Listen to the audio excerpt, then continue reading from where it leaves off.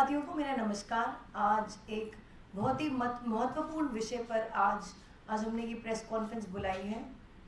जैसे कि हम सबको मालूम है कि MVC म्युनिसिपल वैल्यूएशन कमेटी ने पिछले साल कुछ अपने रिकमेंडेशंस दिए थे, सिफारिशें दी थी और उनको 4 नवंबर 2022 को एक्सेप्ट कर लिया गया था।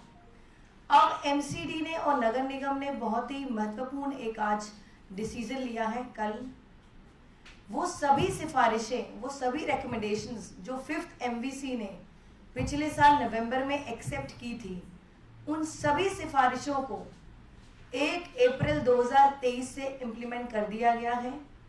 19 अप्रैल को नगर निगम में एक ऑर्डर निकाला है जिसमें साफ स्पष्ट तरीके से बता दिया गया है कि ये सभी सिफारिशें 1 अप्रैल 2023 से अब लागू हो गई है। और उसी ऑर्डर में 29 पैरामीटर्स हैं। 29 पैरामीटर्स के आधार पर 29 रिकमेंडेशंस दी गई हैं जिससे टैक्स पेयर्स को आने वाले टाइम में बहुत बड़ी राहत मिलने वाली है। अलग अलग जो पैरामीटर्स हैं वो हैं use factor, occupational factor, age factor, structure factor. साथ ही अलग अलग जो प्रॉपर्टीज हैं, बेशक वो कमर्शियल हो, रेजिडेंशियल हो, वेकेंट लैंड है, बैंक्वेट हॉल है, बारात घर है, गेस्ट हाउस है, एजुकेशनल इंस्टीट्यूशंस हैं, फार्म हाउस हैं, मल्टीप्लेक्सेस हैं, पेट्रोल पंप हैं, सभी को बहुत ज़्यादा राहत दी गई है। तो कुछ जो यूज फैक्टर्स में जो बदलाव आया है, मैं उस पर आपको थोड़ा सा उन पर लाइट डालना चाहूँगी। जैसे यूज फैक्टर में जो परिवर्तन आया है उससे टैक्स पेयर को बहुत बड़ी राहत मिलेगी। कुछ कॉलोनीज हैं उनके लिए अलग अलग श्रेणी बनाई गई है। कुछ जो कॉलोनीज हैं उनकी श्रेणी में बदलाव लाया गया है। जैसे ओल्ड एज होम है, बारात घर है, समुदाय भवन है, फार्म हाउस है, इन सब के लिए अलग अलग श्रेणी बनाई गई है। जैसे कि स्पेशली किराए की जो प्रॉपर्टी है उसकी जो श्रेणी है, उस श्रेणी में जो यूज फैक्टर है उसको घटाकर 2 से 1.25 कर दिया गया है, जिससे जितने भी किराएदार हैं, जो रेंटेड प्रॉपर्टी है, स्पेशली जो कमर्शियल रेंटेड प्रॉपर्टी है, उसमें एक बहुत बड़ी राहत मिलेगी टैक्स पेयर को।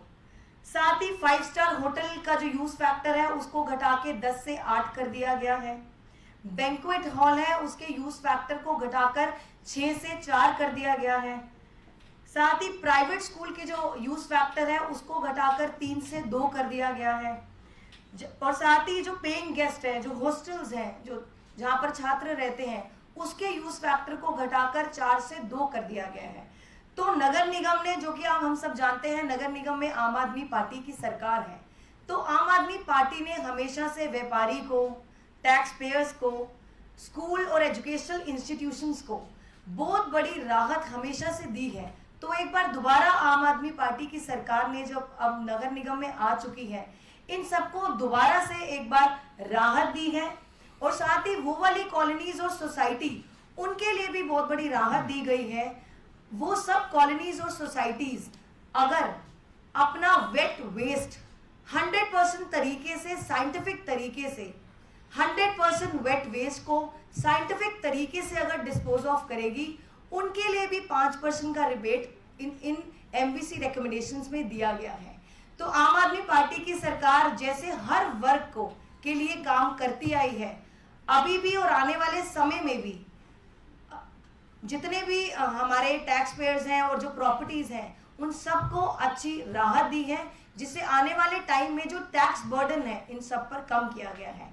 तो मैं बहुत आशा करती हूँ, ये बहुत बड़ी खुशी की बात है सभी टैक्स पेयर्स के लिए।